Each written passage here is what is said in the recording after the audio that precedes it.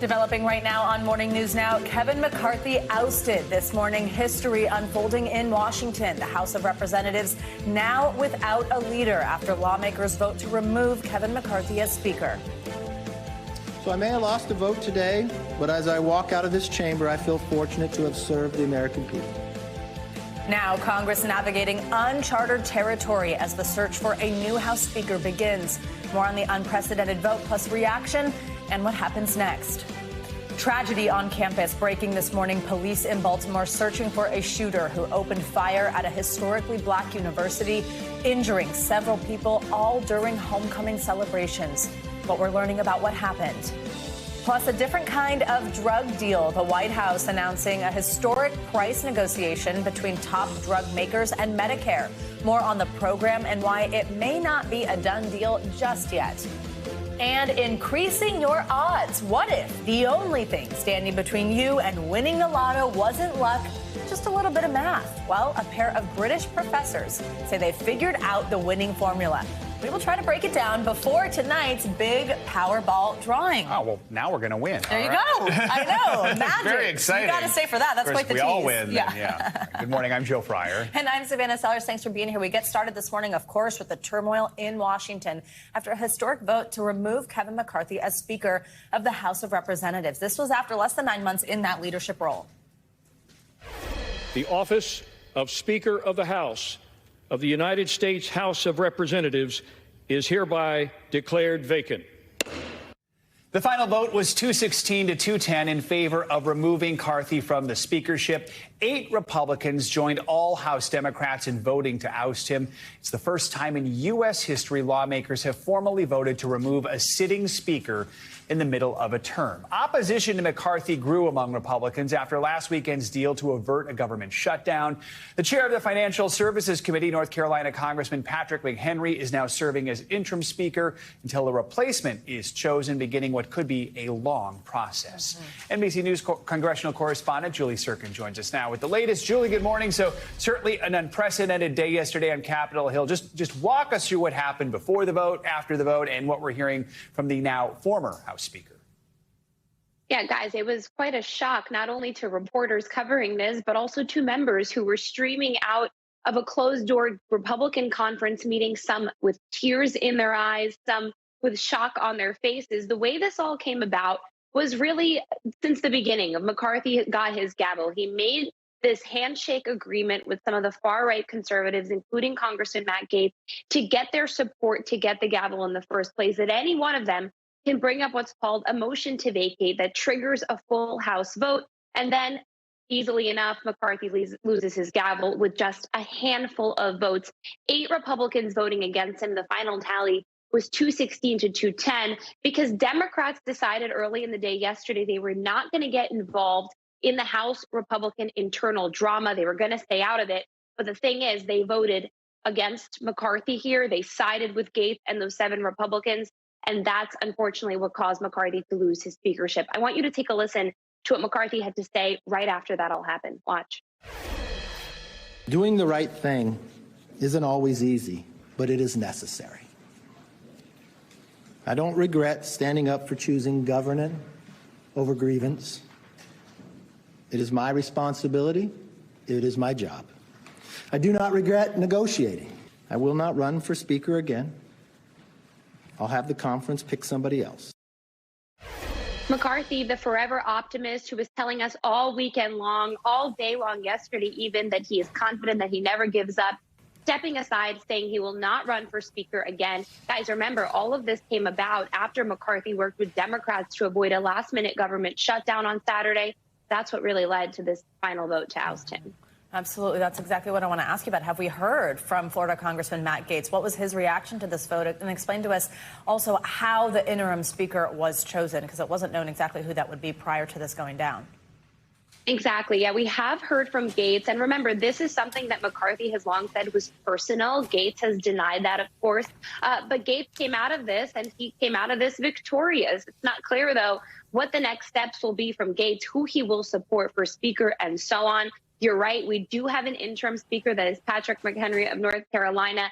that was actually a secret list that every single speaker puts together when they get chosen. It doesn't matter if it's McCarthy or the many speakers prior. No one knew who was on this list, but the first person was Patrick McHenry, which is a very, very close ally of McCarthy. Take a listen, though, what Gates had to say right after this vote. Watch. We heard Speaker McCarthy say that he wanted us to bring it on, so I guess we did. Kevin McCarthy couldn't keep his word. He made an agreement in January regarding the way Washington would work, and he violated that agreement. Kevin McCarthy should take a hint. After 15 ballots to become Speaker, after 8 months of a failed speakership, and after removal in this historic manner, I think we should move on and find somebody else. So obviously McCarthy did take that hint. He said he will not run for speaker again. The question is, though, who will? Yeah, and that begs the question, how does this work now? What's next for the House, the process for selecting a new speaker, and do we have any idea who is potentially in the running for the role? Yeah, well, look, it's members of leadership, right? We have Tom Emmer, who is the whip, he's the vote counter of Republicans. You see him on your screen. Tom Cole, who's the rules chairman. Steve Scalise, who is by far the most popular choice after McCarthy. They thought for a second that he was going to be the one to take over as speaker back in January when McCarthy was going those 15 rounds. Elise Stefanik, Jim Jordan, who's, of course, the chair of the Judiciary Committee. Also some outside names like Kevin Hearn, who is the chair of the very conservative Republican Study Committee. A lot of people raising their hands now. Right now, the House is actually adjourned until Tuesday. They will come back next week. They will huddle in a room. McCarthy made it very clear that he doesn't want that same 15 ballot situation to happen again. They'll likely choose someone behind closed doors. And then on Wednesday, as soon as Wednesday, they might take to the floor for a full vote on that after they've chosen someone behind closed doors. So it's not likely we're going to see that dramatic process unfold like we did back in January. I think Republicans feel embarrassed by what happened yesterday, and they want to keep further embarrassment off of the block here and do something internally. All right. Julie Sirkin, thank you so much. And turning now overnight to breaking news out of Baltimore, where 5 people were wounded in a shooting at Morgan State University. The shooting prompted an hours-long shelter-in-place on campus as officials assessed whether they had an active shooter situation. Police say they do not have a suspect in custody. NBC News Justice and Intelligence correspondent Ken Delanian has the details. The community here at Morgan State University is reeling after a mass shooting overnight that injured 5 people, including 4 students, though none fatally. Police still investigating and trying to hunt down the shooter. It's homecoming week here at Morgan State, which is supposed to be a time of celebration for students, but that was interrupted overnight when gunshots rang out around 9:25 here on campus. The details of the shooting are still unclear, but a Baltimore city councilman tweeted overnight that police told him they believe there were 3 separate shooters. After police and SWAT teams and federal agents responded here on campus, they locked the campus down for 2.5 hours until at midnight they gave the all clear, deciding that there was no more active shooter threat. Again, the nature and of this shooting is not entirely clear at this point. They have made no arrests. The investigation is continuing, and classes here at Morgan State University are canceled today as they decide how to go forward with homecoming week celebrations. Back to you. All right, just heartbreaking. Ken Delanian, thank you so much. Here in New York this morning, former President Donald Trump is expected to be back in court for a 3rd day as his $250 million civil fraud trial continues in Lower Manhattan. There was some speculation as to whether Trump would testify. Well, yesterday, speaking to reporters, he confirmed he is ready to take the stand. Mr. Trump, will you be testifying? Yes, I will. At the appropriate time, I will be.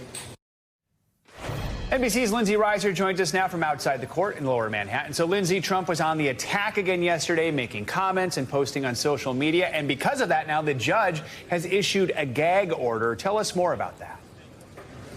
Yeah, some more police officers just arriving for the day. Media presence not as strong as it was on Monday, day 1, but we are expecting to see the former president again today. And yesterday, as you mentioned, the judge, after a lengthened break for lunch, really admonishing the courtroom over a Truth Social post, specifically, obviously, the defendant, the former president. He had posted during the 11 a.m. recess, about a 15-minute break yesterday, floating a conspiracy theory, essentially about one of the judge's staff members saying that she had some kind of personal relationship with Senate Majority Leader Chuck Schumer, and the judge saying that any kind of disparaging comments about his staff is unacceptable, also saying consider this a gag order for all parties from posting about any members of my staff. So that sort of ended yesterday. But of course, the president still at the end of the court hearing yesterday, essentially saying this was a good day. He saw his defense counsel cross-examine the witness, but we can talk more about that if you'd like as well. Yeah, absolutely. Exactly. Lindsay, Trump's former accountant, Donald Bender. Tell us more about his testimony that we heard when he was on the stand yesterday. Right, this is the former president's former primary accountant, and so the Attorney General's office is trying to do a couple of things with this witness. It's very dry, but it's important testimony. They're trying to introduce some documents, these financial statements that the AG's office says are overly inflated, and introduce them into evidence, but also introduce this accountant and say that he compiled these financial statements based on information that Trump and his team were giving him. And in cross-examination, Trump's defense attorney saying, you were the only accountant, not Alan Weisselberg, nobody else at the Trump organization. You were responsible for making sure this information was accurate. And Bender replied, no, it's the company who needs to provide me with accurate information. So that is the cross-examination that we heard the president allude to, saying this is a good day. Joan Savannah. And so, Lindsay, we know Trump wasn't initially expected to be in court after day 2. Says he's going to return to court today. What are we watching out for with today's proceedings? So we are expecting to hear more cross-examination of Bender, and then the AG's office will get a chance to redirect. But, you know, nothing is really to be expected as part of this, but I imagine that we will hear from the former president again. Basically, any break, he comes out and he sort of makes his case to the court of public opinion, to the cameras, and he says, you know, I should be on the campaign trail, but I have to be here. We should note he's not compelled to be here until he's called to testify, which he is on the witness list for the Attorney General's office. So that's not necessarily saying they guarantee that they'll call him. He says that he'll testify regardless, so the defense could call him if the AG's office doesn't. But we can expect to hear some more rhetoric from the former president, calling this a sham and a scam, saying that there were no victims. But Joan Savannah, the AG's office does not have to prove there were any victims. They just have to prove there was fraud. And we have to keep in mind that the judge already ruled one of those causes, one of the claims brought by the AG's office. He has ruled in favor of the AG's office, saying that there is fraud. This is mostly about the other 6 claims, the other defendants, and now damages. Joan Savannah. All right, Lindsay Reiser in Lower Manhattan. Lindsay, thank you. And in another legal battle, President Biden's son, Hunter Biden, pleaded not guilty to federal gun charges at his arraignment in Delaware yesterday. NBC News correspondent Ryan Nobles has the latest. Hunter Biden back in a Delaware courthouse, the son of a sitting president now facing a criminal trial. Biden pleading not guilty to 3 felony gun charges for allegedly purchasing a handgun while being an active drug user and lying about it on a federal form. His attorney calling the charges the result of political pressure from President Trump and his MAGA allies to force the Justice Department to ignore the law and deviate from its policies in cases like this one. Special counsel David Weiss filing the charges after his controversial plea deal for the president's son, which would have resulted in no prison time, fell apart under a judge's scrutiny. 2 IRS whistleblowers testified that there was political interference in the DOJ investigation of Hunter Biden, which Weiss denies. If convicted, Hunter Biden facing a sentence of as much as 25 years behind bars, although he's unlikely to serve that much time. And his looming legal problems come as House Republicans step up their impeachment inquiry, hoping to tie Hunter Biden's foreign business dealings to his father. Whether it was lunches, phone calls, White House meetings, or official foreign trips, Hunter Biden cashed in by arranging access to Joe Biden, the family brand. A key GOP witness last week testifying there's not enough evidence for impeachment so far. The president has said he was not involved in his son's work. And what we saw play out Tuesday here in this courthouse could be just the beginning of the legal trouble for Hunter Biden. He's still facing tax charges that could come down by the end of the month in both California and Washington, D.C. All right, Ryan, thank you so much. Authorities in Washington are searching for 3 armed suspects who carjacked a member of Congress Monday night. It comes as the nation's capital faces a surge in violent crime. NBC News correspondent Tom Costello has that story. It happened less than a mile from the Capitol. Texas Democrat Henry Cuellar carjacked as he arrived at his D.C. apartment. I looked to the left, somebody had a gun. To the right, somebody had a gun. I had a third guy behind me. You got to stay calm. Police recovered Cuellar's car. They're still looking for 3 masked suspects thought to be teenagers. It's been a year of violence in the nation's capital. 753 carjackings, double last year's number. Overall violent crime up 39%. 216 homicides, more than all of last year, and on track to be the deadliest in 20 years. My son is dead. My son is dead. My son ain't do nothing to nobody. I've been living here 31 years. This is the worst I've ever seen around here. While violent crime is flat or down in New York, Los Angeles, and Philly, it's up 8% in Atlanta, up 27% in Chicago, up 28% in Baltimore. Washington's acting police chief says her department is understaffed and stretched beyond capacity. The most pressing concern that I've heard from community members is the increase in robberies and carjackings and the fear that this creates. Representative Cuellar isn't the first member of Congress to be a D.C. crime victim. Minnesota Representative Angie Craig was assaulted at her D.C. apartment. A staff member for Senator Rand Paul survived a stabbing last March. Congress and President Biden this year blocked a D.C. council plan that would have increased penalties for some crimes in Washington, but lowered them for others, including carjackings. Back to you. Tom Costello, thank you. Well, LaFonza Butler is now California's newest senator after being sworn into office by Vice President Harris. Butler now officially fills the seat of the late Senator Dianne Feinstein, who died last week at the age of 90. She was appointed to the seat by California Governor Gavin Newsom, and the appointment now gives Democrats a 51-49 majority in the Senate again. Butler is the third black woman to serve in the Senate and the first openly LGBTQ person to represent California in the chamber. She has not yet indicated whether she plans to run for a full term in office next year. It's another day of unseasonably warm temperatures for parts of the country. That is right. Like here in New York, already pretty warm this morning. Michelle Grossman's here with us. Hey, Michelle, good morning. Hey there, guys. Yeah, it is so warm. We're about 10 to 25 degrees above what is typical for this time of year. So we sort of have a battle of the seasons going on. Back to the west, it's fall-like. We're looking at really cool temperatures. And then ahead of this cold front, we're looking at temperatures really warm. We broke records yesterday, the day before that, and the day before that. We're going to break records once again today. Here's that transition zone, that cold front, where we're going to see some strong to severe storms along that front. But first, with the temperatures, we're talking 80s once again in October, near 90 degrees in some spots. Buffalo, New York today, 87 degrees. That's 24 degrees above what is typical for this time of year. 80s in Detroit, Chicago, St. Louis, Cincinnati, near 90 degrees as well. 86 in Nashville. And we're warm still in the Northeast. 84 degrees in New York City today. That is 15 degrees above what we typically expect this time of year. We're going to do it again tomorrow, once again on Friday in some parts, but there's that cold front that's sweeping through, and it's going to sweep through that warm air. So by tomorrow, we're looking at Chicago, just 4 degrees above normal, 71 degrees. So that's a big drop off, but still in the 80s in Buffalo, 82, 79 in Washington, D.C., 7 degrees above average. And then take a look what happens. Look back to Minneapolis, a huge drop from what we saw yesterday. Temperatures into the 50s by Friday, Saturday, Sunday, 58 degrees, feeling like fall there.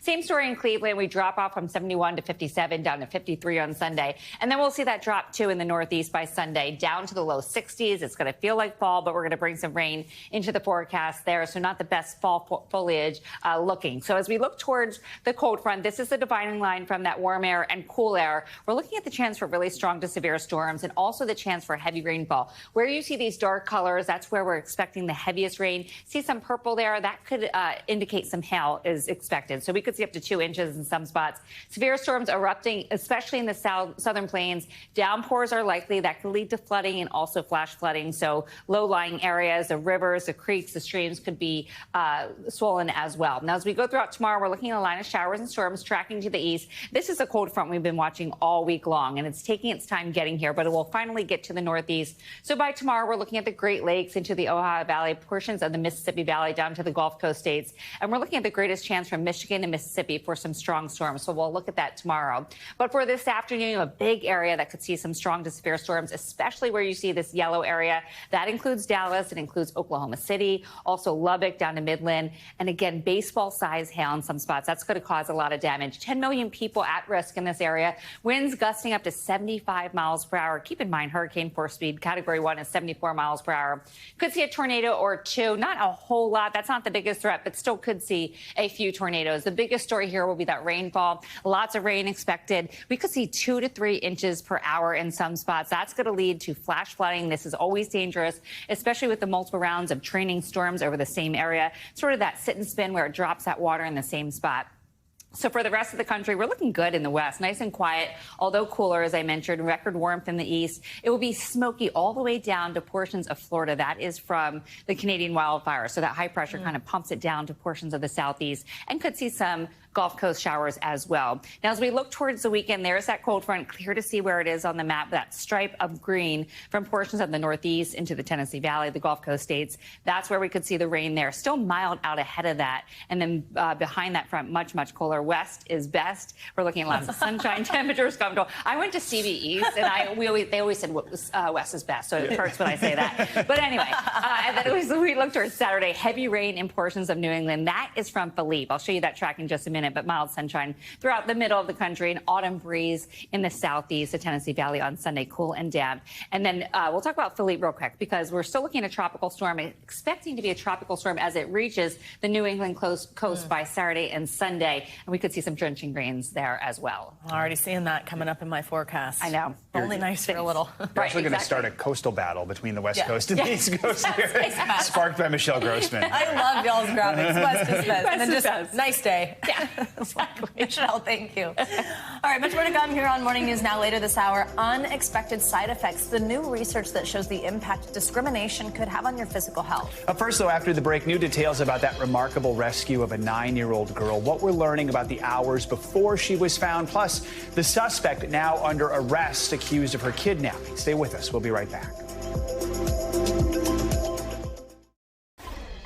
We're back now with new details about that remarkable rescue of a 9-year-old girl. Police say that she was abducted from her family while riding her bike.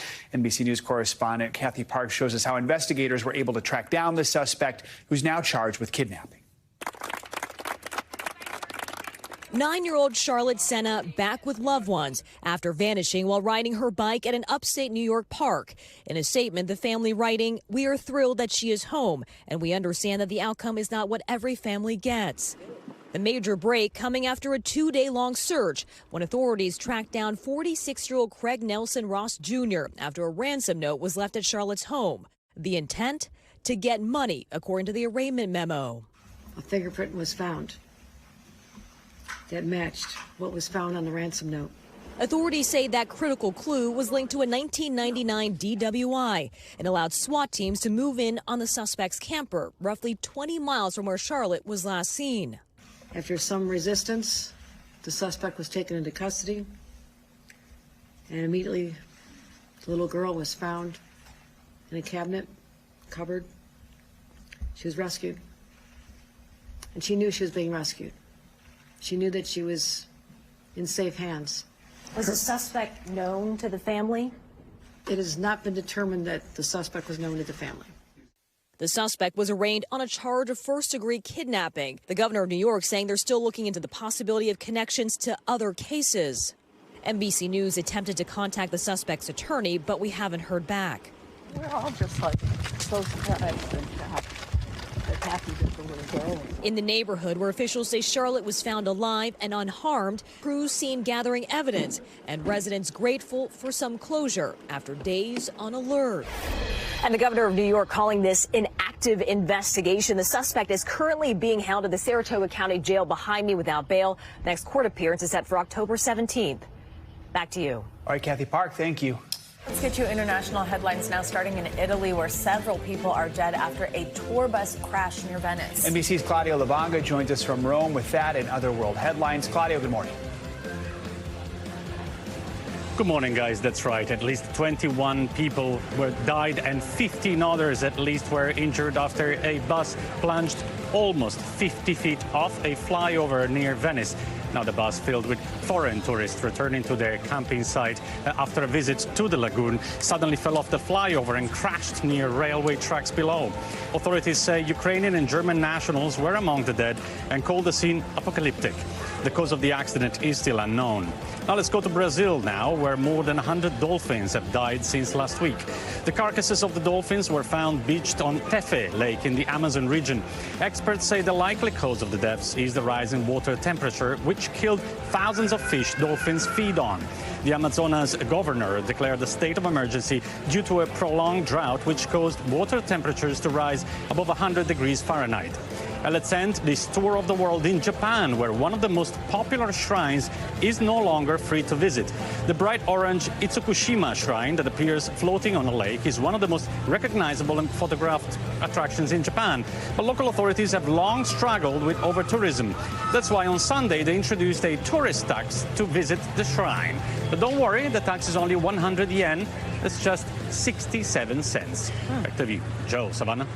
Something we're seeing all over the planet right now, those little taxes and things. All right. Interesting. Claudio, thank you so much. Yeah. Coming up, a major move that could impact millions of Americans. When we come back, what we're learning about a new price negotiation deal involving top drug makers and Medicare. And carb lovers rejoice. Why researchers now say the way to lose weight doesn't necessarily mean cutting out your favorite foods. We will explain this next. Look at the yay carbs. Next on Morning News Now. Yay carbs.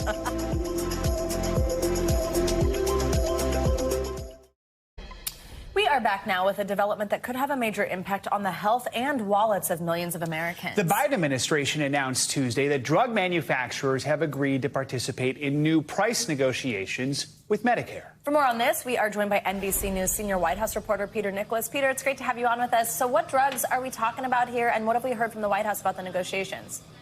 Well, we're talking about drugs that would treat diseases like, heart disease, arthritis. There are blood thinners on this list. And the White House is very pleased with this. This was a result of passage of the Inflation Reduction Act last year, gave the government, Medicare, the right, the authority, the power to negotiate with drug companies to reduce drug prices. So President Biden is arguing this is a win for everyday consumers, for senior citizens. And the contrast with House Republicans and the chaos that we saw last night, I think, is pretty stark. The White House is pretty happy about that as well. So, many of the pharma companies, Peter, are in the process of suing the government, saying that forcing them to negotiate like this, that it's unconstitutional, that the process will threaten future innovation, future profits. So was this just a case of them being forced to the bargaining table? I mean, how are they reacting to all this? Well, yes, I think they were felt compelled to negotiate. They saw this train coming, no way to avoid it. So there'll be negotiations that will proceed this year and next year. Any price reductions are probably not going to go into effect until 2026, so maybe a few years before Americans see real-world benefits from this. But the court challenges will proceed. But manufacturers, I think, understood which direction this was going and wanted to get on board and see if they can cut the best deal possible for themselves. So, Peter, ultimately, given that, as you're discussing, kind of some of this fighting is still going on over the details here, does this mean that these prices, the lowering of them, is potentially up in the air still? Yes, I think so. We don't know exactly where this will land. I mean, there's a negotiation that's proceeding, but we will see some real-world benefits by 2026, it sounds like. But it'll be up to the two sides to see what where the prices will ultimately land. Peter Nicholas, thank you very much. Important info for all of us. Let's keep the health news going with our weekly medical checkup. This week, how living in a walkable neighborhood could cut your risk for some cancers. Plus, the surprising impacts of discrimination on your health and how it could also impact what you eat. NBC News medical contributor Dr. Kavita Patel joins us to discuss some of these health headlines you may have missed. Dr. Patel, good to have you with us. So let's start with this new research out of UCLA, which finds a link between experiencing discrimination and increased health risks. Tell us more about the relationship here. Yeah, Joe, Savannah, we've got a great set of studies. The first one is the most interesting I've seen in a long time, which really does kind of map out literally how your emotions and responses in your emotions can affect your diet and what you eat. UCLA researchers looked at over 100 patients and gave them some standardized responses to discrimination questions, even questions as simple as, do you feel like you were treated less than you deserve to be treated today? So very wide-ranging questions. Divided a group into people who experienced discrimination and those who did not experience as much discrimination.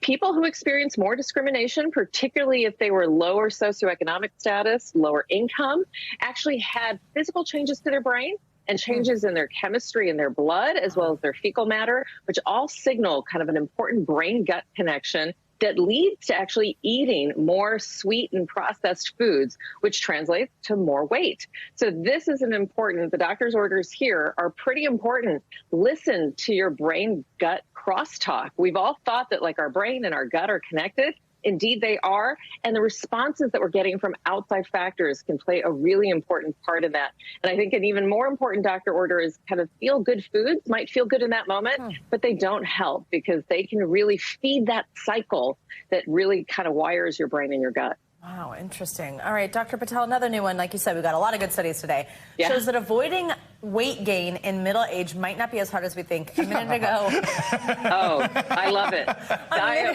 here for it. Yeah, we had yay carbs written across the bottom of the screen, which I'm not exactly sure is the headline here, but this is out of Harvard. Maybe switching carbs. Tell us about this.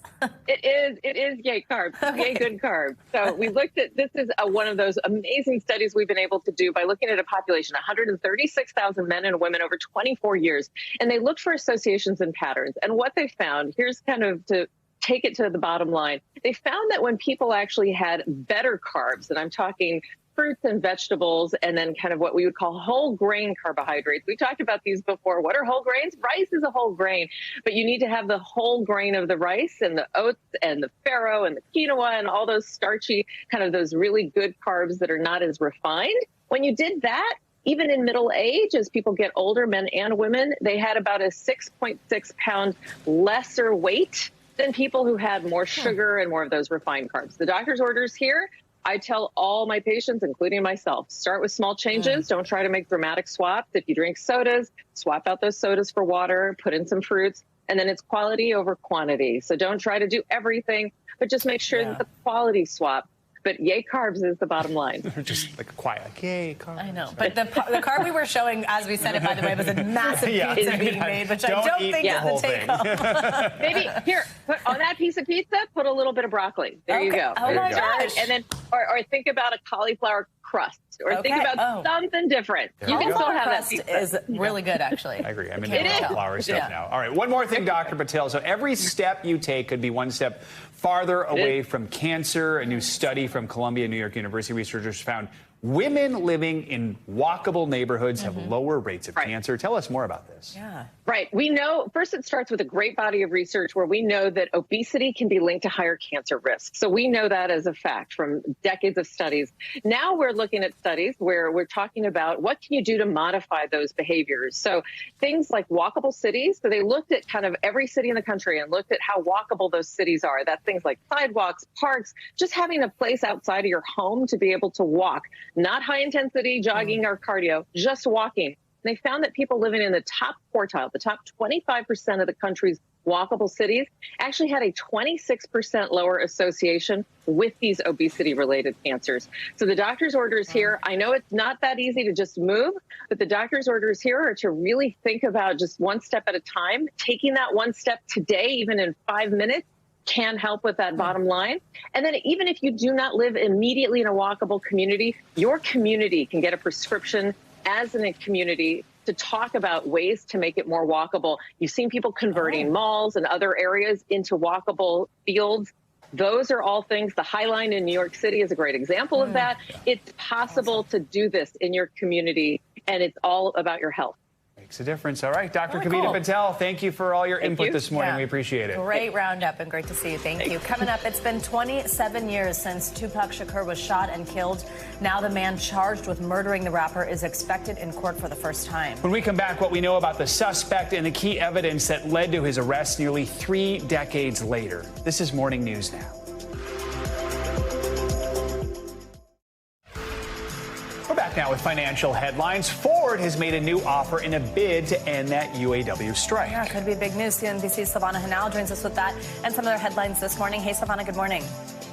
Good morning, Savannah. Good morning, Joe. Yeah, Ford says it's made a new comprehensive contract offer in a bid to resolve the targeted strike by the UAW that's now in its third week. Ford says the new offer boosts wages for temporary workers, increases 401k contributions, and shrinks the amount of time workers need to get to the top wage rate. The union has declined comment on the offer. Both Ford and General Motors have furloughed more workers this week at plants they say are impacted by the strike. Spotify is making more than 150,000 audiobooks available to premium subscribers. They'll be offered first to customers in the UK and Australia, and in the US later this year. Spotify will offer 15 hours of listening per month with the option to buy an extra 10 hours if needed. The company making the announcement as it tries to expand into other areas of audio and turn a profit. And Barbie has a new neighbor, Stevie Nicks. Mattel unveiling the latest doll in its music collector series earlier this week. The Stevie Nicks doll is inspired by her look on the cover of Fleetwood Mac's album Rumors, with a long black dress with draped sleeves and black shoes. But good luck trying to get your hands on this collector's item. The Stevie Nicks Barbie went on sale on Monday, and it was sold out in less than 24 hours. Look at her tiny tambourine. I was just thinking, I love the tambourine. Yeah, it's so cute. And it really does look like her. It's great. That's awesome. All right, Savannah, thank you so much. Today, the man charged with the murder of rapper Tupac Shakur is set to be arraigned in a Nevada courtroom. On Friday, Las Vegas police announced the arrest of Dwayne Davis. While investigators do not believe Davis was the trigger man, he has long admitted he was inside the gunman's car when Shakur was shot and killed on the Las Vegas Strip 27 years ago. For more, we are joined by retired New York Police Department Detective Derek Parker. He did not work on this case, but he's here to help us just analyze this investigation. We appreciate you being here with us. Good morning. So this has been a very high-profile case, of course, almost 3 decades. So as a former detective, we're hoping that you can sort of walk us through the process of finding new evidence and why this is happening now so many years after a crime. Okay, well, the police department in Las Vegas now has they had a grand jury that was convened, and they indicted Keffe D for one of the participants in the murder of Tupac Shakur. He was basically in the car with 3 other individuals at the time, and what happened was that he went on social media proclaiming that he was one of the individuals that was in the car that was conspiring to commit the murder, and he sort of implicated himself. The police department took a lot of time and patience to put this together. It's been a long time, but right now they got a lot of new evidence that they presented to the grand jury. The grand jury found a true indictment, and now we are here with the arrest of him. He gets arraigned today, as a matter of fact, Keffe D, in the murder of Tupac. Yeah, and we should note that's the nickname Davis has for our viewers who aren't familiar. You know, he's spoken publicly about his involvement in Tupac's murder since 2018, even appearing to implicate himself in his own memoir. He wasn't shy about talking about himself. So a lot of people are wondering, why did it then take so long to make this arrest? Well, you got to understand something, too. When this shooting happened, I was out in Las Vegas with the detectives back in '96. This was after the homicide. We were trying to gather evidence with the organized crime unit out there to see if we can unearth evidence to find out any new leads or any kind of information that would help. But in this case, it's hard because a lot of the people involved, the witnesses or the people that were involved in the shooting, such as Suge Knight and maybe the entourage, they weren't very cooperative with the Las Vegas Police Department. And at that time, the Las Vegas Police Department didn't know a lot about the hip-hop music industry. I here in New York, myself, they had me as the hip-hop cop. I was back in '96 and '97. I traveled to Vegas and I traveled to Los Angeles and investigated those murders with other detectives. So I know a little bit more about the hip-hop industry than most law enforcement officers do. The reason it took so long again was because you had to be patient. And then Keffe D implicating himself and going on the news outlets saying that he did it just fueled the fire, and it helped them go after him and to arrest him in this case. So now, with Davis in custody, and then authorities say the other men in the car that night are all dead at this point, is the investigation over? I mean, what does that mean? Where do things go from here? No, well, right now, he's being charged with the murder of Tupac Shakur. The other 3 individuals are deceased, so you can't do anything with that. While they have him in custody, they're going to try to unearth some new evidence and try to find out a lot more things, because this is going to either go to a trial or he'll take a plea. So I'm sure he's going to retain counsel. Counsel's going to guide him as to how he's going to deal with this. But this is going to be interesting right now, because I think the police department out in Las Vegas has gathered some other things that they're going to present soon that may put him in with this murder investigation. Retired New York Police Department Detective Derek Parker, we really appreciate you here with us to analyze this. Thank you so much. You're welcome. Thank you for having me. Coming up, it's an LA institution built by immigrants. Up next in this Hispanic Heritage Month, we're going to take you inside a beloved Cuban bakery with a fan base that stretches far beyond city lines. Plus, it turns out winning the lotto isn't just about luck. We are going to talk to a British professor who says he has the formula that guarantees you a winning ticket, at least of sorts. You're watching Morning News Now. Welcome back. Never mind the World Series or the WNBA playoffs. We have an update on the contest that everyone wants to know about, Fat Bear Week. This is a tournament-style bracket where the public votes on their favorite brown bear from Katmai National Park in Alaska as the animals bulk up ahead of their winter hibernation. So this year's 12 furry finalists include bear number 128, that's Grazer, number 151 is Walker, 480 is Otis, and number 32, Chunk. Voting starts today at noon Eastern time at, yes, this is a website, fatbearweek.org. And Joe, if you remember, this was so popular. There was even a cheating controversy around this last year that people were stuffing the digital ballot box for their favorite bear. It's awesome. I guess you could just put them on a scale, but that sounds dangerous. I think we're going to have to kind of follow it, so we'll let you know who comes out. Fat Bear Week. All right, thanks, Joe. Well, as we celebrate Hispanic Heritage Month, there's a beloved family business in Los Angeles that started like so many with immigrants seeking a better life. NBC News Now anchor Gotti Schwartz brings you the story of an LA institution that satisfies the sweet tooth of millions. It's not your normal business. I mean, it's different. And it's just something unique that we don't even know how to explain it. Porto's Bakery has been a Los Angeles institution for nearly 50 years. It's owned by the Porto family, Margarita, Raul Jr., and Betty Porto, who carry a legacy that began on an island during a very different time. This was something that was born in Cuba, right? How did this start? I remember being a little girl, and my mom would make cakes for us just for fun, So when Castro comes to power and neither one of them has a job, my dad goes to a labor camp away from the home. My mama has to kind of reinvent herself. In the midst of 1960s communist Cuba, to make ends meet, their mother Rosa began the underground business of baking right in the family's kitchen. So it really neighbors and friends knew that she knew how to make cakes, and that's how she started. It wasn't something that she was planning to do, but she just kind of had to jump into it in order to survive. In Cuba, making cakes and selling them, that was dangerous, right? It was illegal because all private property and private business were closed down. And so if you would have been caught, back in those days, it was 25 years in jail.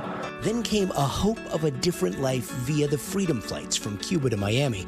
So one day in 1971, Rosa and her husband Raul Sr. gathered their 3 children with nothing but the clothing on their backs and boarded a plane and left Cuba forever. Do you remember the day that you left? I remember my best friend, the bus was leaving and she chased, waving at me. That's what I remember. And when we came into the airport, there was maybe 100 people that were leaving on the same flight to Miami. So I could feel the tension in the room as a kid. I'll never forget that. The family settled in California, and within a few years, Rosa opened the first Porto's Bakery, with the whole family pitching in. We were just trying to have one shop, be successful, and survive, and be able to buy a house one day. Porto's allure usually starts with a craving for their famous potato balls or guava cheese strudels, and that quickly gives way to their countless cakes, pastries, empanadas, Cuban sandwiches, and specialties. One store led to more, and soon Rosa had started what she hoped would be a family empire. She wanted us to go to school, to get an education. She didn't realize it until we graduated. And then we decided to start on board. Then she became the opposite. She would tell the children, okay, I built this for you. When are you coming in? We all enjoyed something in the business, and we liked working alongside them. And then after we graduated from college, we all decided, why should I go anywhere else? And this is something that is great. The siblings took over the business, and Rosa Porto retired in 2003. Today, with 6 locations in Southern California, the next generation of Portos are already in the mix. Raul's son, Adrian, is a chef. Butter, ham, pork, 3 pickles, no more, no less. I've been told if it's not 3 pickles, it's not a Cuban sandwich. Got it. Margarita's son, Diego, is also a chef and a master of all things pastry. My grandmother was like another mother. I see her and everything. I think about her every day. There you go. Not bad. Mine doesn't look like yours. No, it's okay. It takes practice. If you had to sum it up, what is the magic? The magic is the fact that people can taste the love that we put into everything we do. Oh, what an amazing story. And I know Joe loves this. He's actually been there. Thanks to Gotti Schwartz for that report. Rosa Porto passed away in 2019, but until the very end, she was still asking how the stores were doing, what was selling. Raul Sr., by the way, is now 91 years old, and great news. Everybody can now have Portos at home with a make-and-bake delivery service. It was a staple when I worked in L.A. in the L.A. Bureau. Yeah. If there's anything we were celebrating, pastry, especially those guava ones, oh my gosh, would be I there. love And guava. the lines, when you drove by early in the day, the lines were always out the door. Oh my gosh, what an incredible story behind the Exactly. business. So glad to see that. I didn't know that. Yeah, fabulous. Finally this hour, tonight's Powerball drawing is actually the 3rd biggest ever, worth an estimated $1.2 billion.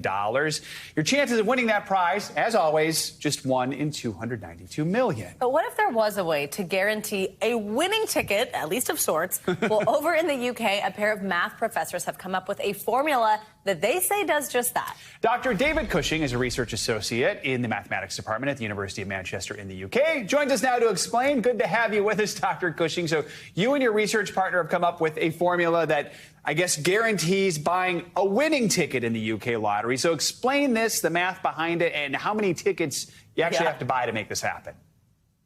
So good morning and thanks for having me on. So as you said, this works for the UK National Lottery, which is different to the Powerball. There's 59 numbers, 1 to 59. You pick 6 on your ticket and there's no Powerball number. Now there's 45 million different ways to fill out the tickets. So you would have to buy all of these to win the jackpot. However, you can win a prize by matching just 2 numbers. And together with my colleague, we found 27 tickets that if you put these on, no matter what draw comes out, you will guarantee at least 1 ticket matches at least 2 numbers. But unfortunately, it will not guarantee a profit because you might have 26 of these 27 tickets lose. Okay, I guess how much you so win. You spend too much. Right. Okay. Let's see, though. I know you. So, okay, thank you, because that was helpful to hear, not about the Powerball, that kind of thing. But can this apply to American lotteries, you know, where there is that special ball and tickets are $2 a piece? Using this formula, you think you could win your money back here? Well, I had a look at the Powerball, and unfortunately, there's no known formula where you just plug in your specific lottery. You have to solve it on a case-by-case basis. And the smallest prize on the Powerball is from just matching the Powerball. So there's 26 balls, so you could just put on 26 tickets, and you would guarantee winning. It gets a bit harder if you remove the Powerball. So the smallest prize without the Powerball would be matching 3 numbers, and it's currently unknown how many tickets you would need for that. The best, it's somewhere between 848 and 1,485. So you would lose a lot of money. You're like, I'm a winner who just lost more than $1,000. Yeah. What inspired you to dig into this? And my understanding is you used an early form of AI that dates back like 50 years?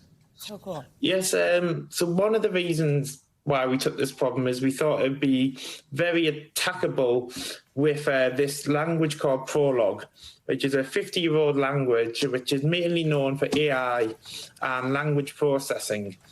And the sort of AI it uses was from the very early sort of AI. We give it something that we ask, is this true? It has a list of things it knows to be true, and it combines these statements in a logical way to rule things out. And in this case, it tells us this cannot be done in 26 tickets. So one of the other reasons we wrote this paper is we're trying to promote the use of Prolog in pure mathematics. Wow, very cool. I guess I'm going to go buy 292 million lottery tickets tonight, and then we'll see how it goes. We'll hope for it. All right. I kind of like the idea of just the 26 with the Powerball, at least. Exactly. All right. Dr. David Cushing, very fascinating stuff. Thanks for joining us this morning. We appreciate it. It really is. Thanks. That does it for this hour of Morning News Now. But the news continues right now.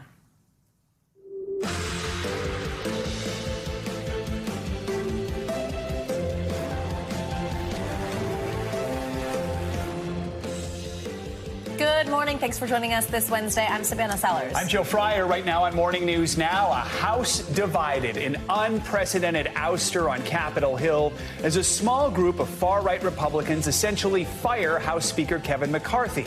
We've got team coverage on what comes next after McCarthy announces he won't run for Speaker again. Tragedy strikes Baltimore, a city anxious and uncertain after an overnight shooting at Maryland's Morgan State University. 5 people were wounded, 4 of them students. Their conditions this morning as police search for answers. Also this morning, Cheat GPT. Later in the hour, we'll head back to school. We're going to take a closer look at how artificial intelligence is impacting the college admissions process. Is it plagiarism to use one of those popular programs on your application? And holding on to hope, fighting for mental health resources on college campuses for the student athletes who need it most. Bring us that conversation coming up live at the end of the hour. Looking forward to that one. It's an important topic for so many. Turned a tragedy that happened within their family into something really important for so many students across the country. Looking forward to that. We're going to begin this hour with the first in U.S. history.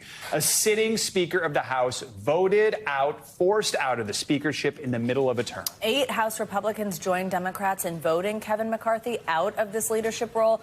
The vote took place after Florida Congressman Matt Gaetz filed a motion earlier this week to vacate the Speaker's seat in response to McCarthy's deal to avert a government shutdown.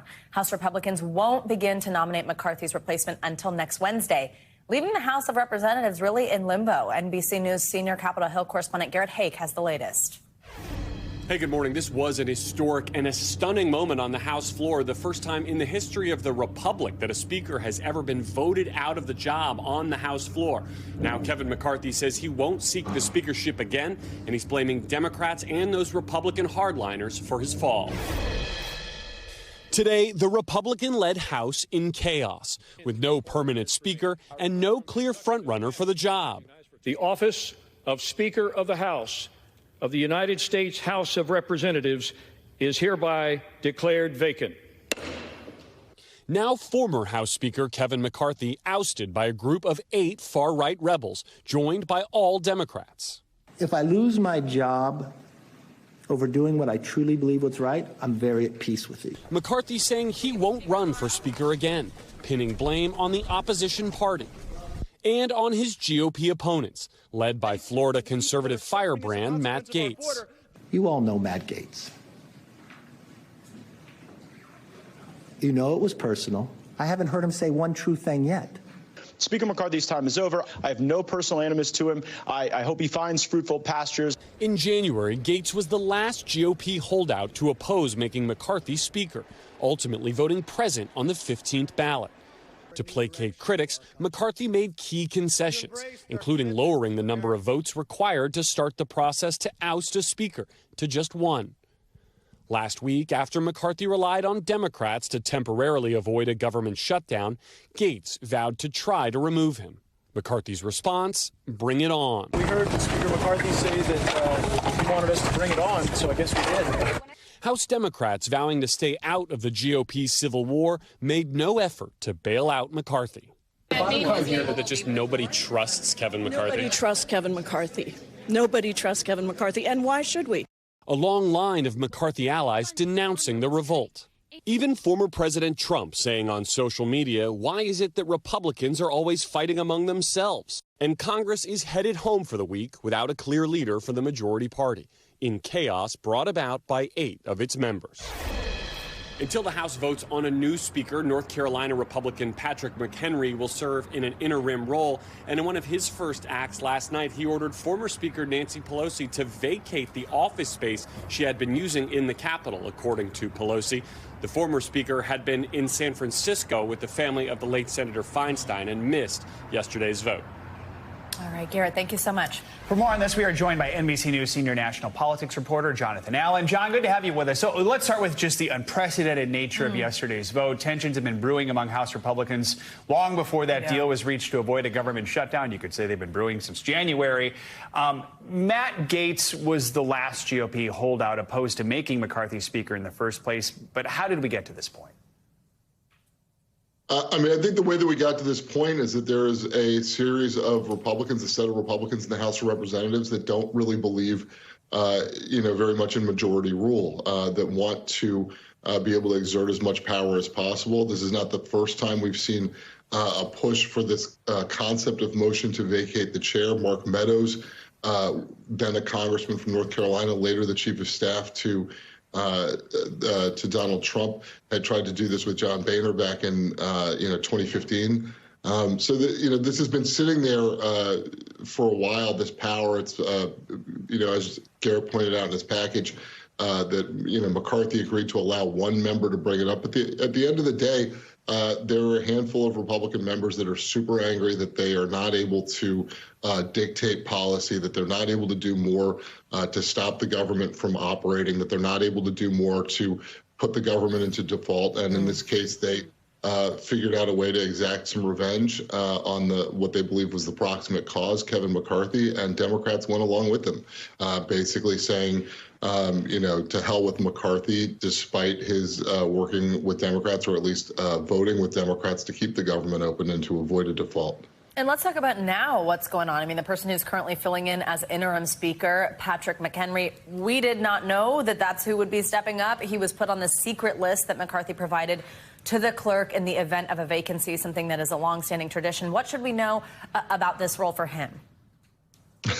It makes me feel old, Savannah. Patrick McHenry, when he was first elected in 2004, was the first member of Congress younger than me. That is a long time ago, almost 20 years now. And McHenry is somebody who's very well trusted by most of the Republicans. It's possible, of course, that he could become the elected speaker at the end of this process. But he's somebody who came in as a rabble-rouser when he first arrived in Congress. Not exactly a Matt Gaetz type, but somebody who was kind of reviled, certainly by the other side and even by a lot of people in his own party. Over time, he's become a much more serious legislator, to the point that when Kevin McCarthy was put in the position of providing a list of potential emergency successors to the clerk of the House, Patrick McHenry was at the top of that list. So let's talk about this process for nominating a new speaker next week. What could this look like? Could Republicans take this week, get things in order, come out and make this an easy, seamless process, or could it just be utter chaos again next week? Oh, the laugh already. Joe, I love your optimism. I'm just presenting the two possibilities here. It's going to look like a volcano erupting into a hurricane in the middle of an earthquake. This is great. Could it be fairly easy? I guess, but between now and then, it's going to be very, very ugly. All right, there you go. John, with all the natural disasters. Yeah, thank you so much. Hope, Appreciate John. it. Yeah, thanks. Good to see you. The search is underway for the shooter or shooters responsible for the attack on Morgan State University last night. 5 people were injured during the shooting, 4 of those victims being students at the school. City officials are now calling for a nationwide reform as Baltimore remains on edge. NBC News Justice and Intelligence correspondent Ken Delanian joins us now with the very latest this morning. Hi, Ken. Good morning. Good morning, Savannah. It's homecoming week here at Morgan State University, and that's supposed to be a time for celebration for students, but that was interrupted last night by a terrifying shooting that brought police and SWAT teams to campus.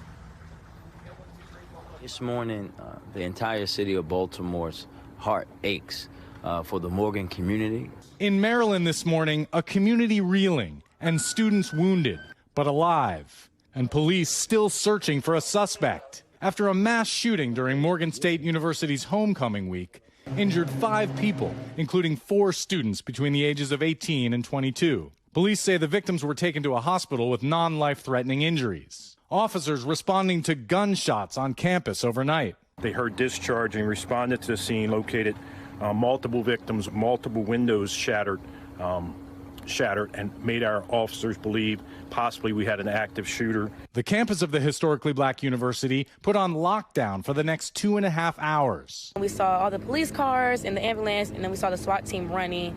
The panic shortly after the homecoming coronation of Miss and Mr. Morgan State University. This was an unbelievably beautiful event this evening. This is the 3rd year in a row that a shooting incident has marred Morgan State's homecoming celebrations. And it follows other shootings on college campuses this year, including at the University of North Carolina this summer, where a graduate student was charged with killing a faculty member. Baltimore's mayor with a national message overnight. We have to stop saying not one more. We need action now. When will the sanctity of American lives and the sanctity of American college students and students to get their education outweigh the sanctity of American guns?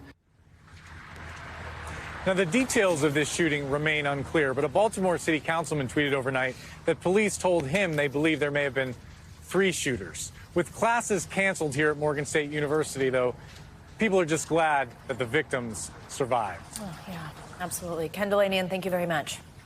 Here in New York, former President Donald Trump is expected to be back in court this morning for a 3rd day as his $250 million civil fraud trial continues in Lower Manhattan. Trump has been making incendiary remarks about the trial outside the courtroom and on social media. Now the judge has issued a warning about those comments. NBC News senior legal correspondent Laura Jarrett reports. Hey there. With the financial stakes of this trial so high, there are bound to be some heated days in court. But so far, it's what's happening outside of the courtroom that's causing more drama. In a Manhattan courtroom, Donald Trump's financial statements back on trial this morning.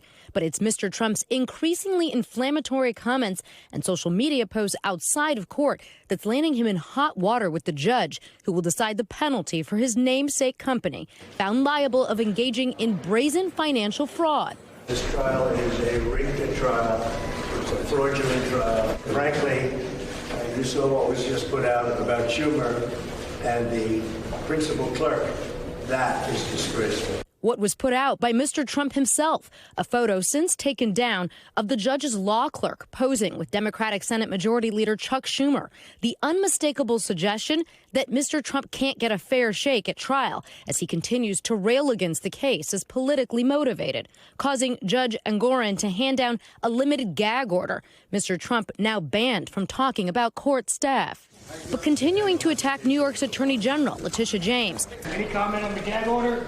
Her office walking the judge through hours of Mr. Trump's finances in painstaking detail as it tries to prove the Trump Organization and its executives intentionally falsified their business records in the hopes of securing favorable loan terms and insurance rates. While Mr. Trump's legal team argues the state cannot prove any intent to defraud.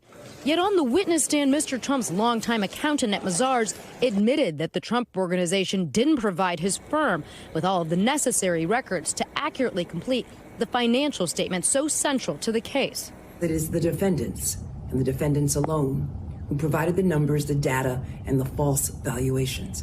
Also central to the case, the Republican presidential frontrunner opting to step off the campaign trail back in court today, saying he too will take the stand.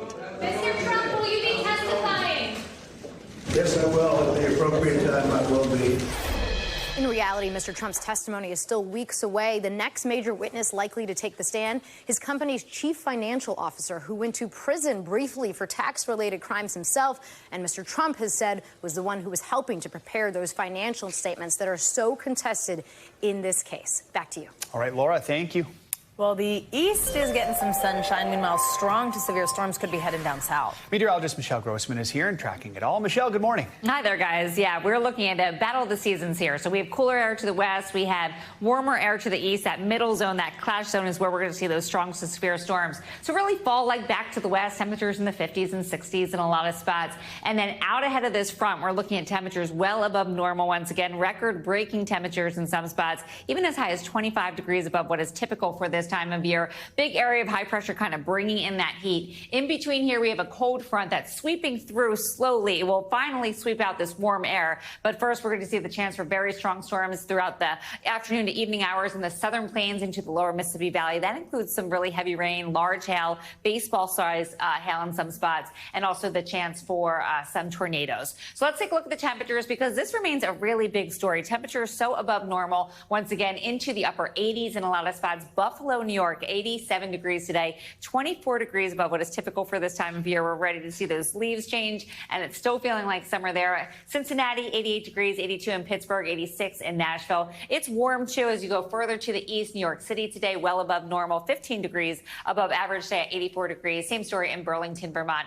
Then as we go throughout tomorrow, we're going to keep the heat in place. That's ahead of the front still, where we're looking at temperatures into the 70s in Chicago, but much better than just 2 days ago. They were into the upper 80s there. Now 71 degrees, still above normal, but getting closer to average as that front gets a little bit closer. 73 in St. Louis, still really warm, though. 82 in Buffalo, 19 degrees above normal for this time of year. There's that cold front. As it moves further east, it's going to bring some rain with it as well, but it's going to bring some much cooler air. So notice in Cleveland, Friday, 71, Saturday, 57, into the low 50s by Sunday. Same story in Boston, into the low 60s as we go towards Sunday. We're going to trade off with some rain there with what's left over from Philippe at that point. And Roanoke, temperatures into the upper 60s on Saturday and low 60s on Sunday. So let's talk about those storms, because this is that dividing line, the transition zone, the clash zone, where the warm air meets that cooler air. And that's where we're going to see this chance for some really strong storms, mainly in the southern plains. Some heavy rainfall, though, extending into portions of the lower Mississippi Valley.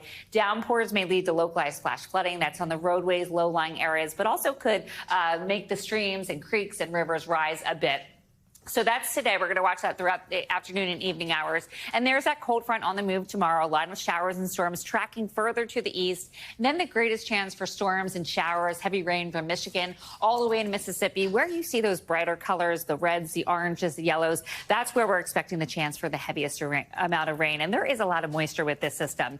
This is what radar looks like right now. Clear to see where that cold front is. You can see where that rain, kind of that line of rain, that is the cold front. And that's what we're going to be watching as we go throughout the afternoon. Once we really get the daytime heating go, that's going to spark some storms as we go throughout the afternoon.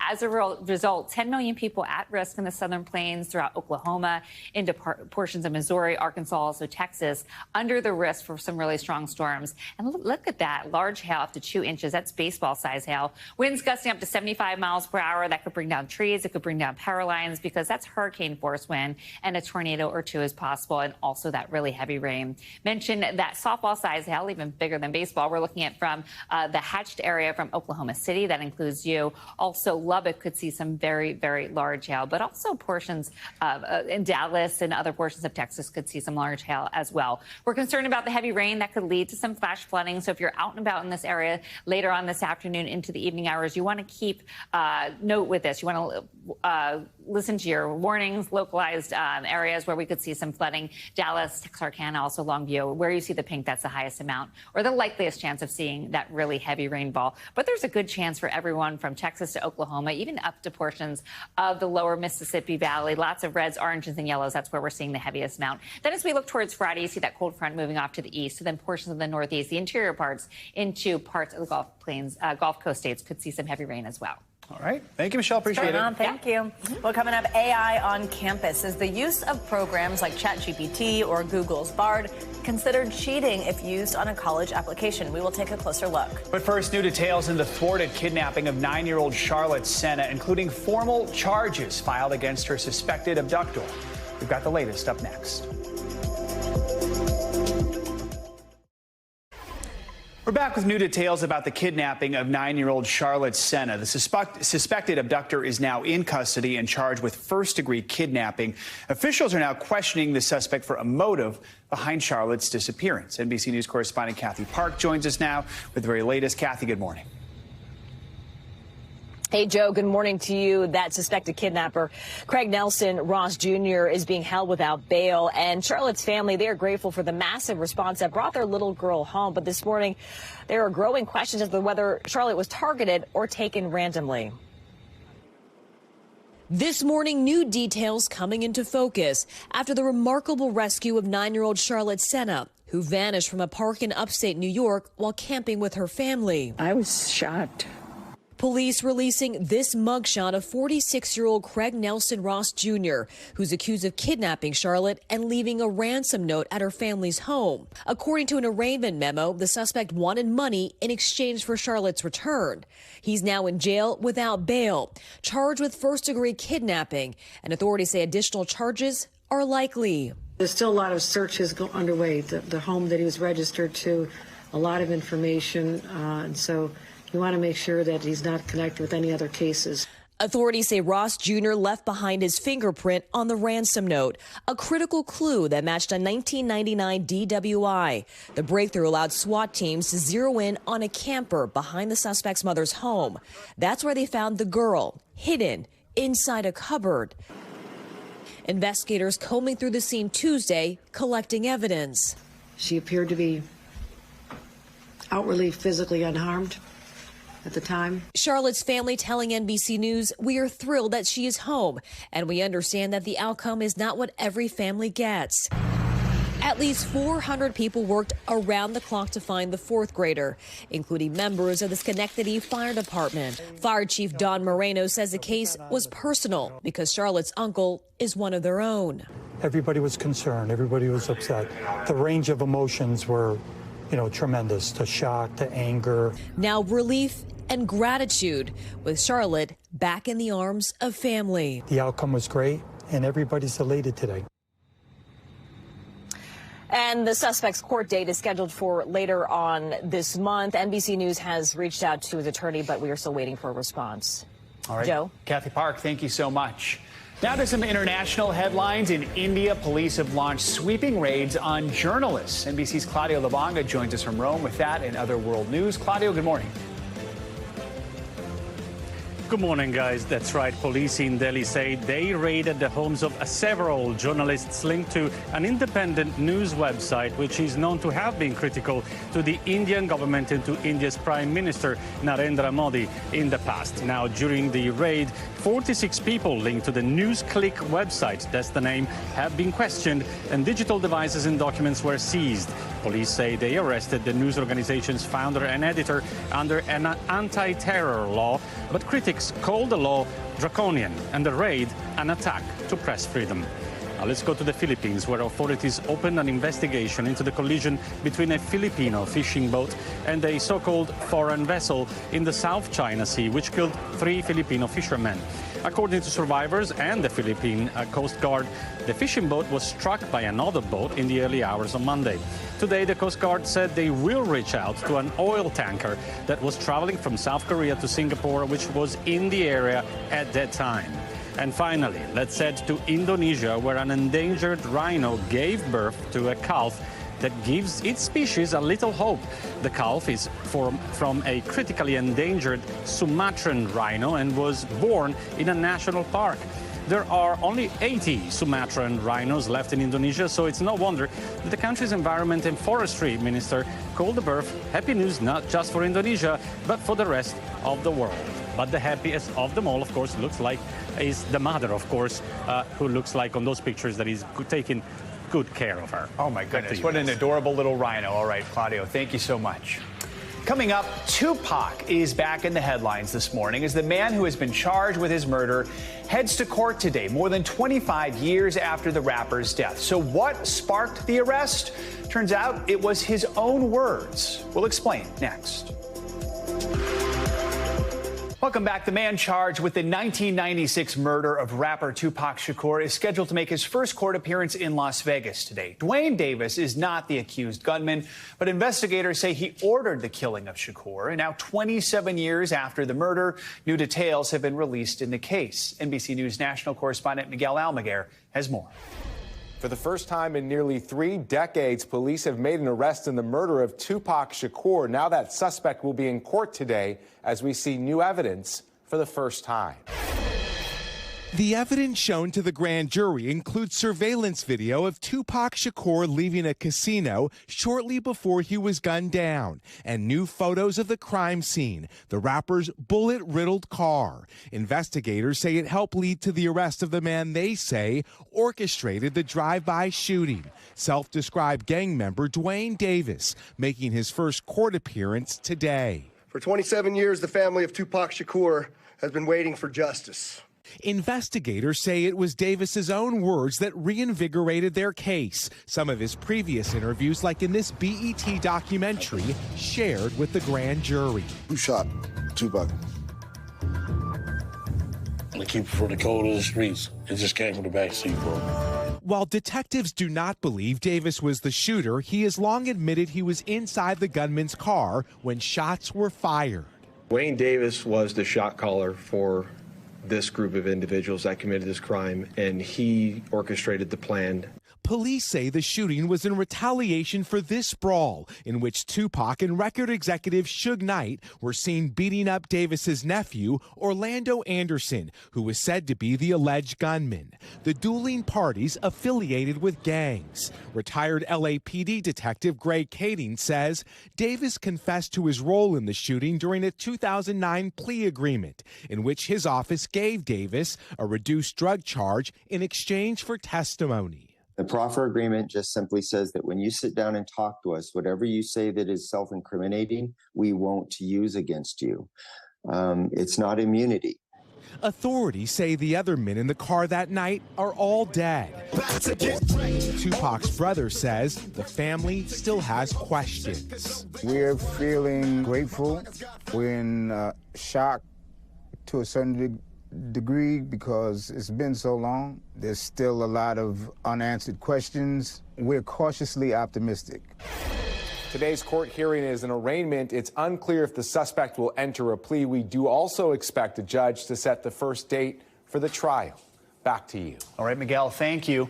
After a summer plagued by high airfares, travelers will be happy to know prices are dropping. The Consumer Price Index tells us flights are down 13% year over year. But will these lower prices last as we head into the holiday season? For the latest on fall travel trends, let's bring in Katie Nastro, travel expert at Going. Good to have you with us. All right, so we're thinking about Thanksgiving, maybe even thinking about Christmas.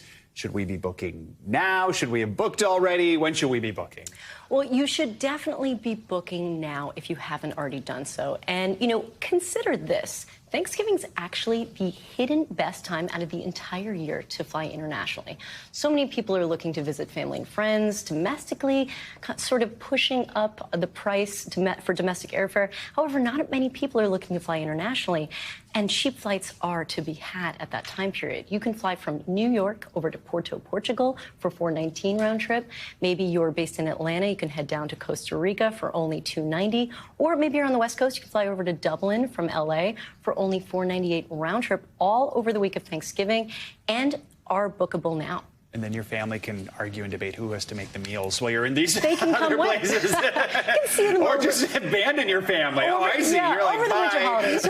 You'll see them at the next holiday. Okay, got it. All right, sounds good. So what if you do have points or you have miles? Is now a good time to use them? What are your best tips for using those things for your travel? Sure. So if you are considering going away over the winter holidays when cash prices tend to be on the higher side, this is actually a really great time to consider using your rewards. When cash prices are high, you usually get the best reward value or your redemption value for things like points and miles.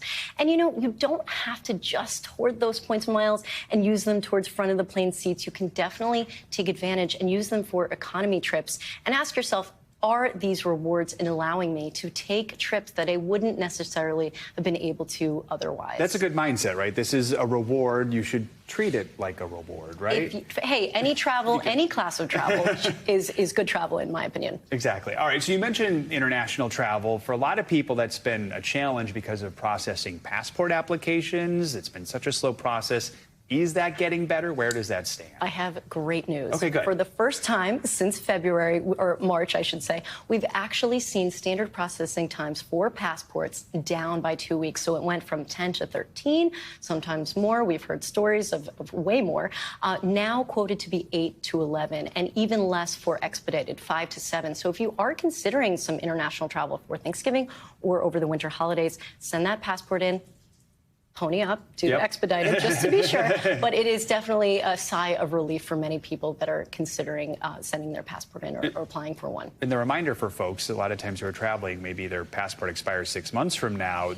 That doesn't mean you can travel now, right? That Correct. You need to get that taken care of. You should definitely dust off the passport, see how much time you have left, because oftentimes countries won't, or you won't even be allowed on that plane if you don't have a certain amount of time left on your passport after. 6 months is a good rule of thumb, but again, you should just be a bit proactive with your passport expiration date, always. All right, it's good. Got us in the mood of thinking about our holiday travel. Appreciate it. Katie and Astor, good to have you with us. Thanks so much. All right, coming up, is it cheating to use AI programs like ChatGPT on your college application? Well, after the break, Savannah is going to take a closer look at how artificial intelligence is transforming the admissions process.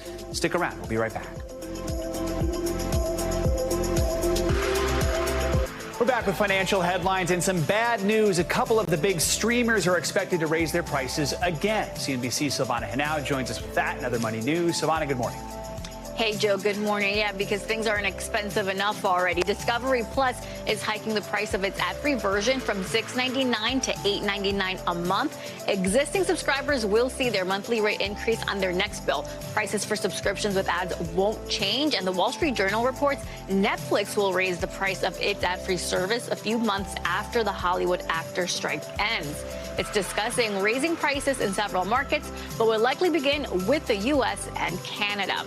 Gmail is getting more tools to help fight spam. Starting in February, anyone who tries to send more than 5,000 messages to Gmail addresses in a single day will now have to authenticate the email. Google says this will close loopholes typically used by spammers or hackers. Book senders will also be required to set up an unsubscribe option. Google will also start enforcing a clear spam threshold to prevent users from being bombarded with unwanted messages. And a steep rise in the price of cocoa and sugar are set to hit lovers of candy and other sweets in their wallets. Sugar prices hit their highest level in 12 years recently, and cocoa reaching a 4-decade high. The increases being driven by supply fears with extreme weather conditions in Asia and West Africa is threatening production. Analysts say this is all likely to feed through into higher retail prices. Consumers can also expect shrinkflation with smaller package sizes. I've already seen smaller package sizes. I know. I'm just going to have to give out apples for Halloween this year. Yeah. All right. Savannah Henao, thank you so much. You got it. The first round of college application deadlines are just a few weeks away, and one big thing on students' minds this year is artificial intelligence. In one survey of 1,000 students, nearly half said they were using AI in their schoolwork. So how does that impact the all-important college essay? Here's what I found. ChatGPT, Bard, and Bing all offer free AI that can generate a college application essay in seconds, and it's sparking a growing debate. Are these apps giving students a helpful leg up or an outright way to cheat? With so much gray area, we tested them out ourselves. I went back to school and I wrote a college admissions essay. I used one of the prompts from the Common app that asks you to describe a challenge or a setback and how you overcame it. What I decided to talk about was the anxiety disorder that I had when I was in high school. Now I'm going to go to ChatGPT and I'm going to ask it to write me a college essay using this prompt and giving it a couple of the details about myself. All I've told it so far is the prompt, and it's already writing an entire essay. There are noticeable differences between the two. My essay sounds a little more casual and personal. I wrote, I worried constantly about saying the right thing to my peers, all people I perceived to be much cooler than me. I didn't want to get out of the car several days a week when it was time for my dad to drop me off. The ChatGPT version, more formal. It all started during my early teenage years when I began experiencing severe anxiety about attending school. Each morning, the simple act of stepping onto the school bus or walking through the school doors filled me with a paralyzing dread. But to really put it to the test, I brought both versions to the University of Maryland. Shannon Gundy has spent over 30 years in college admissions. I think it's pretty obvious. There is a humanity in the essay that you wrote that doesn't exist. It just doesn't exist in the AI essay. So for you, this would pretty quickly make you feel that the student had not actually taken the assignment in the proper way. Absolutely. We get the same information, but I don't care about the person behind it. Can you point out some things in Sure. this essay, the AI one, that just don't sound like a 17 or 18-year-old wrote it? The sentence that ends the first paragraph. This obstacle not only reshaped my life, but also laid the foundation for my personal growth and success. That's not how students talk. Gundy says an overly polished essay that doesn't sound like the student won't help gain admission. It's not going to benefit a student to present a picture of themselves that's inauthentic, that's just not true in some cases, because then you don't land in the right place. Is using AI in this college admissions process cheating? I don't think using it is cheating. I think that using it to do your work for you is cheating. The tools are going to get better, and admissions officers are going to have to figure out ways to police that. Saul Khan, the founder of one of the country's largest education nonprofits, has created Conmigo, an AI education tool with a new college admission essay brainstorming feature to help students in a different way. It won't write the essay for you, but it can give you feedback. Used correctly, Khan says AI could help kids with fewer resources, like guidance counselors or tutors, improve their essay and democratize the admissions process. It can brainstorm with you so that you can, to some degree, get the same help that some more affluent kids are already getting and, frankly, have been getting for decades. Still, this may mark a new era in college admissions. The question is, are we ready for it? Are you concerned that you're going to be inundated in the admissions office by essays that look and sound like this AI one, given how widespread the technology is? I certainly hope not. What I would like in my ideal world is for students to understand that this is an opportunity for them to sort of open the door and allow us a peek inside who they are. We can't do that. If they choose to take advantage of this kind of technology, if they choose not to share that information with us, it's going to hurt them in the process. We reached out to the big companies making these AI products. Google says, in part, we see Bard as a collaborative tool and that Bard can be a useful tool to supplement a student's existing work. Microsoft and OpenAI declined to comment. For now, many schools don't have official rules about what does and doesn't count as cheating. As we discussed with both of our interview subjects, there's a huge gray area of what might be okay and what might not be, but it's a problem that won't go away anytime soon. Let's keep the conversation going and bring in Professor Christian Hammond, a professor of computer science at Northwestern University. Good to have you with us. So, many would argue using ChatGPT to write college admissions essays is a form of plagiarism or cheating. How much of a challenge is this for colleges? And realistically, how easy is it for them to detect the use of these AI tools? It's an astounding challenge right now. And that is that what we're now looking at is a world in which we have a semi-professional writer at the disposal of every single person who has access to a computer. And how do we manage the fact that sometimes we want to evaluate people based upon their writing skills when those writing skills are now freely available to them? And I would have to say, from my perspective, use of these tools is not cheating. It's not plagiarism, in that is that you get style, but not word for word. And the issue is when someone puts together a new essay using these tools, understanding that in order for them to be really great, in order for the essay to read well, in order for it to be truthful and come from them, they have to interact with those tools a great deal. And it's not just that the system is building something, it's the system and the person are building something. Mm-hmm. And the skill that manifests is an astoundingly powerful skill, particularly for the coming era. Yeah, as we look to the future. So let's look at maybe another argument, which is some say these AI tools can be beneficial to certain applicants. They democratize admissions, giving those students who might not have had access to a tutor or a counselor. They get a leg up with that. Is that fair? Are there positive aspects to this beyond what you described, which is helping to sort of educate kids to use AI for the future? It absolutely democratizes sort of the access to the skills needed. So when in the era before, when I applied to college, I actually had an English teacher look at my essays and give me feedback. But not everybody has that.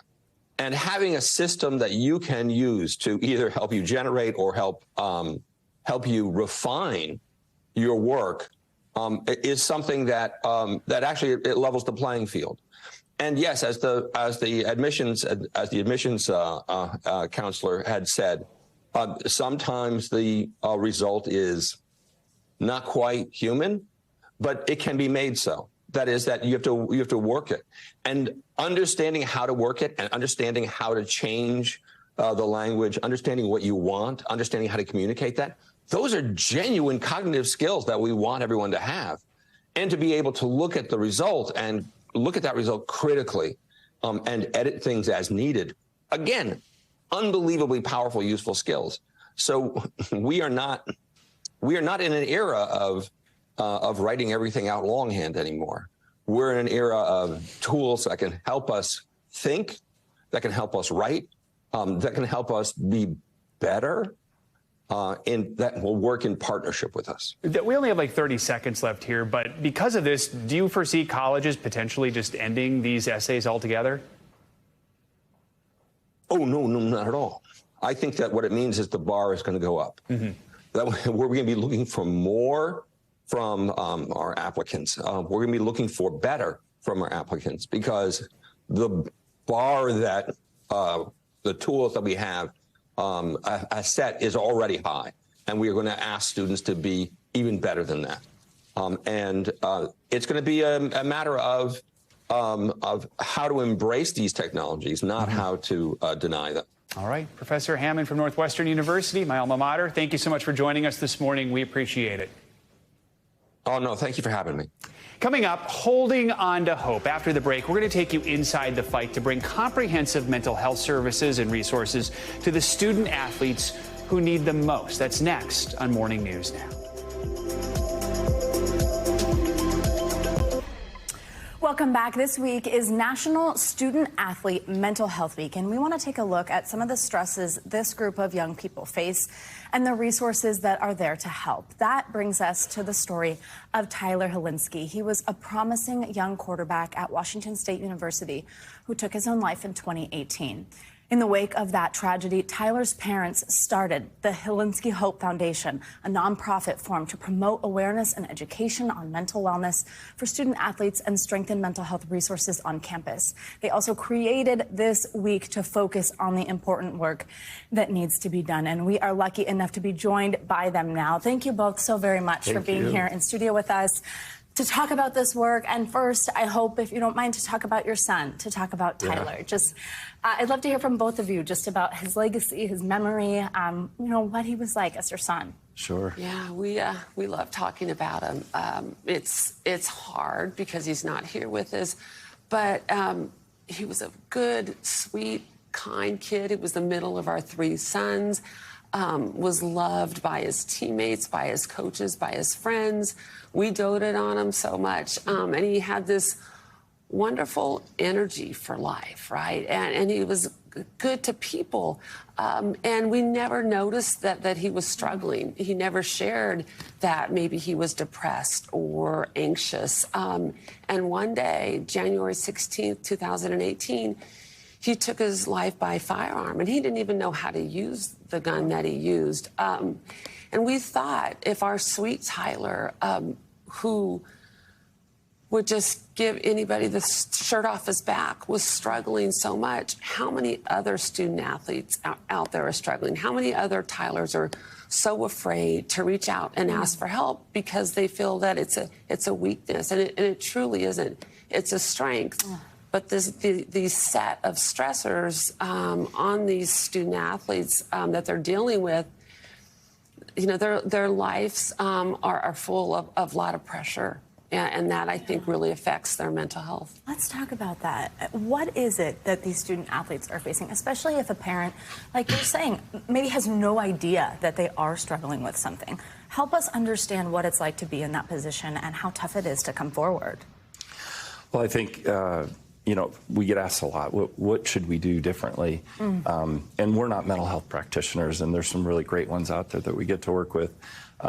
But you got to follow your gut. And I know that seems super obvious. And in Tyler's case, you know, as Kim was sort of describing, happy kid, fun, you know, I'm going to go throw rocks at a tree. Great, let's go. You know, it didn't really matter what we were doing. And so to lose somebody with that much energy in life, what was his last couple days like? What was he really struggling with? And that's been a journey of ours since we started. But we got to get in front of our student athletes. What's different, in addition to school, in the game they love? You know, they were the best on their team when they were in high school, most likely in that group. College sports and athletics is different. Now you've got NIL and the transfer portal. And, you know, of course, they're all, this last group had to go through COVID. So I think there's a tremendous amount of stress already. And we've added a few more things. And at an age where you don't fully know how to handle that. You're not equipped. That's exactly right. No, you know, we're taught from a young age. We teach our kids, our athletes, you know, how to eat right, how to train right. But they're not really taught how to take care of their mental health as they grow up. And then you throw in social media and everything that is going on with the phones and fans, you know, that are not too kind to our athletes. It's just a lot that they are juggling on their plate. They've got school, they've got tests, they've got exams, and they've got these practices that they need to get to and games where they want to perform well. And it's a struggle for all of them to get through all of it. How do we make it easier for them to say, I need help? I think to us, one of the most important things is to address the stigma. You know, to be able to be here and to talk about this stuff. Suicide's an ugly word, and mental health is a difficult topic for some of our guys. But what Kim and I see, you know, we've been to 200 campuses across the country in the last few years, and despite the number of resources one campus may have over the other, we've got to get them to ask for help, to sort of self-identify. And so at Holinsky's Hope, we've created a modular series, you know, just a very, it's like beginning sort of conversations about mental health. We don't have those at the high school level or even pre-high school. Wow. So that's an important topic to discuss, is the education. And let's talk about this week. Over 160 universities and colleges, right?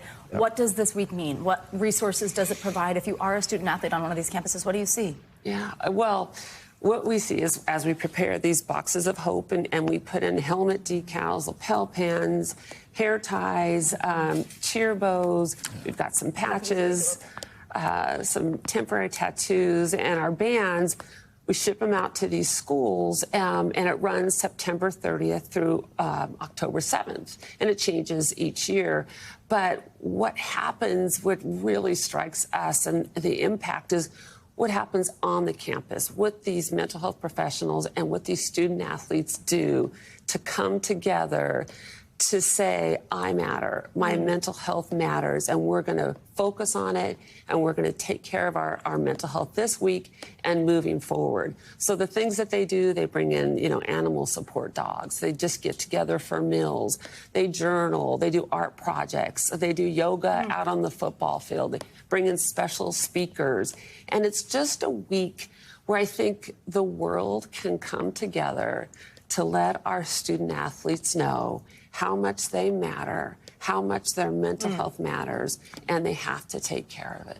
In 20, 30 seconds, a young person watching or their parent, what's the biggest takeaway you want them to hear from your message, your family? That there's no difference between mental health help and physical health help. If sadly you were diagnosed with cancer, we'd immediately find you the best oncologist and the treatment plans. There should be no difference here. Don't be embarrassed. It takes a lot of guts right now, but it should be an everyday thing to ask to treat your mental health. Mark and Kim, thank you for joining. Thank you for sharing about Tyler. We appreciate it. Such an important conversation that we're happy to amplify. Yes, ma'am. Thank you. Thank you. Yeah. If you or anyone you know is struggling, you can call or text the Suicide and Crisis Lifeline at 988. Thank you for that conversation, Savannah. Finally, this hour, they are not the first siblings to play against each other in a Major League Baseball game. But as the playoffs get underway, two brothers on opposing sides are united over something bigger than the game. Here's Sam Brock. In Florida, family on different sides of the diamond. Nathaniel Lowe of the Texas Rangers taking on little brother Josh and the Tampa Bay Rays. We could be friends on Saturday. Nathaniel scoring the first run of the playoffs, even as baseball's on the back burner for the two rising talents. Brothers Lowe taking out the cards for their respective clubs. A few months ago, in their first professional showdown, their mom Wendy sported a split jersey with Lowe on the front. But right now, the family says she's resting at home, battling brain cancer and cheering for her sons through the TV screen. It's a lot to go through, and yeah, it's a pretty heavy toll. How much does it mean to your mom to see you and your brother play in person? It means everything for her. These two have had each other's back all season. Well, not many people are able to say they have a sibling that plays the same professional sport as you. Having seen him have success that he has is it makes it feel really good.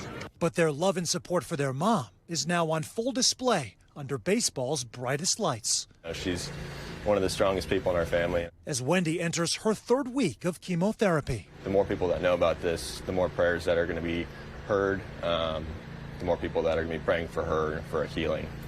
I mean, there's so many different things that are bigger than baseball. Countless fans at home rooting not for a team, but for a family. Sam Brock, NBC News, St. Petersburg, Florida.